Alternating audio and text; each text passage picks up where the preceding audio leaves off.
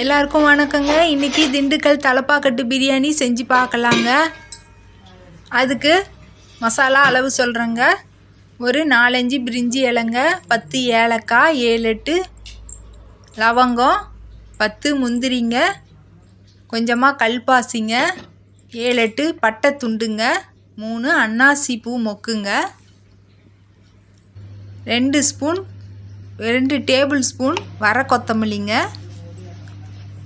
1/2 table spoon சீரகங்க. இந்த மசாலாவை நல்லா தூளாக அரைச்சி வச்சுக்கலாங்க.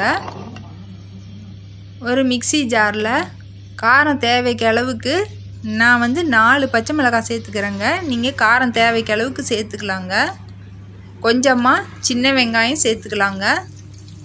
இஞ்சி பூண்டு விழுது 2 டேபிள் ஸ்பூன் நிறையா சேர்த்துக்கிட்டு இருக்குதுங்க. இப்போ இதை விழுதாக அரைச்சி எடுத்து வச்சுக்கலாங்க. இந்த மசாலா 1 கிலோ சிக்கன் கறி, 1 கிலோ அரிசிக்கு இந்த மசாலா அளவு செய்ய போகிறோங்க. இப்போது ஒரு பாத்திரம் வச்சுக்கலாங்க. 3 டேபிள் ஸ்பூன் நெய் விட்டுக்கலாங்க. 5 டேபிள் ஸ்பூன் ஆயில் விட்டுக்கலாங்க. இது இந்த வீடியோவில் சொல்லிடுறேன். மீடியம். இப்போ அதில் நம்ம சின்ன வெங்காயம், இஞ்சி பூண்டு, பச்சை மிளகாலாம் சேர்த்து அரைச்சி விழுத இதில் ஊற்றிக்கலாங்க. இது அனல் கம்மியாக வச்சு சிம்மிலேயே வேகணுங்க. அனல் வேகமாக வச்சா எல்லாம் வெடிச்சு தெரிஞ்சுங்க. அனல் கம்மியாக வச்சு அதுலேயே நல்லா வதக்கி எடுக்கணுங்க. பச்சை வாசம் போய் நல்லா எண்ணெய் பிரிஞ்சு வர அளவுக்கு அது வதங்கணுங்க. அரிசியை 3 தடவை கழுவிட்டு அரிசி எடுத்து வச்சுக்கலாங்க. இப்போ நல்லா எண்ணெய் பிரிஞ்சு வந்துருச்சுங்க. இப்போ அரைச்சி வச்ச மசாலா தூளை இதில் சேர்த்துக்கலாங்க. இந்த மசாலா தூளும் இதுலேயே நல்லா வதங்கட்டுங்க.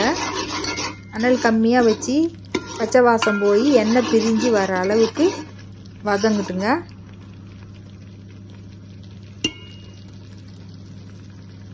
புதினா கொத்தமல்லி, புதினா ஒரு கைப்பிடி அளவுங்க. கொத்தமல்லி தழை ஒரு கைப்பிடி நிறைய அளவுங்க.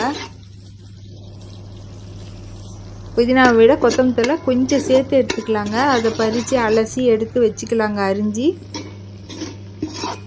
இப்போது நல்லா எண்ணெய் பிரிஞ்சு வந்துடுச்சுங்க. கோழிக்கறி 3 தடவை நல்லா அலசிட்டு தண்ணி வடித்து எடுத்துக்கலாங்க. இப்போது இதில் கோழிக்கறி துண்டுங்களை சேர்த்துக்கலாங்க. கோழிக்கறி துண்டுங்களை சேர்த்துட்டு நல்லா பெரட்டி விட்டுக்கலாங்க. வாழை இலை 1 எடுத்து வச்சுக்கலாங்க. மசாலாங்கள்லாம் கோழிக்கறி துண்டில் உள்ளே இறங்குற மாதிரி நல்லா கிளறி எடுத்து வச்சுக்கலாங்க.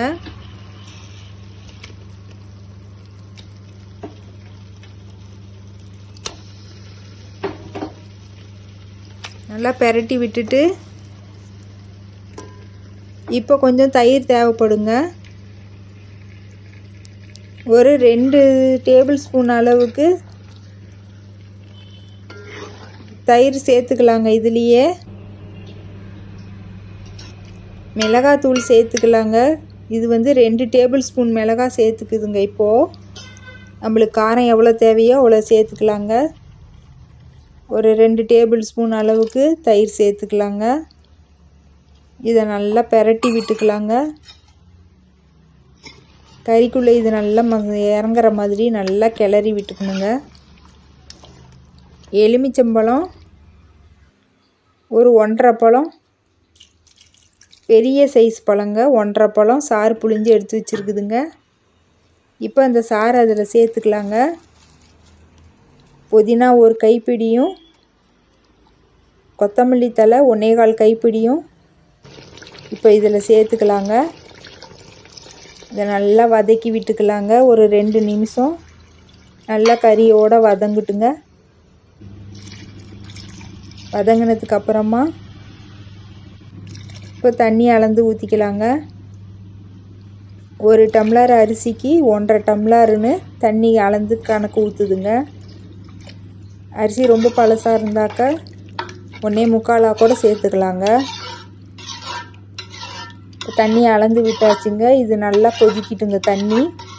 கறியும் நல்லா வெந்து வருங்க.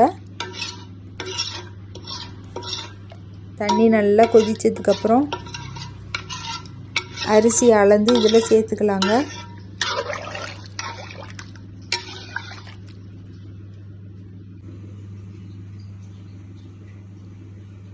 தேவையான அளவு உப்பு சேர்த்துக்கலாங்க. சேர்த்துட்டு நல்லா கலக்கி விட்டுக்கலாங்க. தண்ணி நல்லா கொதித்து வரட்டுங்க. கொதித்து வந்ததுக்கப்புறம் அரிசி சேர்த்துட்டு தட்டு போட்டு மூடி வச்சுக்கலாங்க. தட்டு மேலே ஒரு வெயிட்டை வச்சிடலாங்க. இல்லைன்னா ஒரு பாத்திரத்தில் தண்ணி வச்சுக்கலாங்க. தண்ணி நல்லா ஒரு 10 நிமிஷத்தில் தண்ணி வடிஞ்சிருங்க. திறந்து பார்த்துக்கலாம். நெய் மேலே தூவிக்கலாங்க. நெய் மேலே தூவிட்டு ஒரு வாழை இலையை எடுத்து அது மேலே போத்தி வச்சு தட்டு போட்டு மூடி மறுபடியும் ஒரு பாத்திரத்தில் தண்ணியோ இல்லை ஒரு கனமான பொருளோ வச்சு மேலே வெயிட் வச்சு மூடி வச்சிடலாங்க. இது ஒரு 10 நிமிஷம் தம்முக்கு விட்டுடலாங்க. 10 நிமிஷம் கழித்து தம்மு திறந்து பார்க்கலாங்க. மூடி திறந்து பார்த்தோம்னாக்க நல்ல மணமான பிரியாணி தயாராகிடுச்சிங்க.